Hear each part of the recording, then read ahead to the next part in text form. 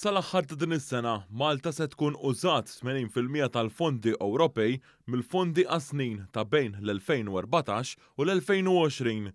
Dan huwa 7% aktar meta mqabbel mal-fondi ta' snin ta' bejn l-2007 u l-2013 l-aħħar programm ta' fondi Ewropej fi żmien Gvern Nazzjonalista.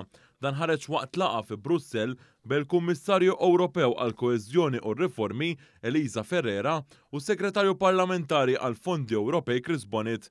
Il-Kummissarju Ewropew faħret l-implementazzjoni tal-Fondi Ewropej allokati għal Malta.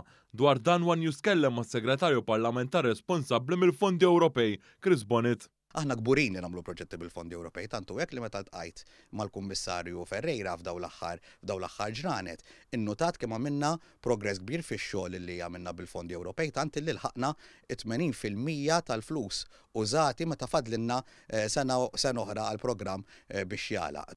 Bil-programm kurrenti Malta implementat diversi proġetti ta' investiment foqsma bħall-ambjent, it-turiżmu, is-saħħa, l-edukazzjoni u fl-infrastruttura pubblika. U nieħdu pjaċir li naraw, speċjalment mis-segretarjat tiegħi, meta naraw il-Kummissarju Ferreira tgħidilna kemm impressjonata bix-xogħol li qegħdin nagħmlu b'daw il-fondi fuq kollox anki meta wednija li se nagħlqu l-programmi l-ġodda sa Deċembru li ġej u daw għalaqnihom f'Ottubru illi għaddej, ġifieri rnexxinna nagħlquhom 3 xhur qabel ma ftehemna mal-Kummissjoni. Dak juri li u qed juruna mill-Kummissjoni Ewropea li jafdawna u li jieħdu gost jaħdmu magħna.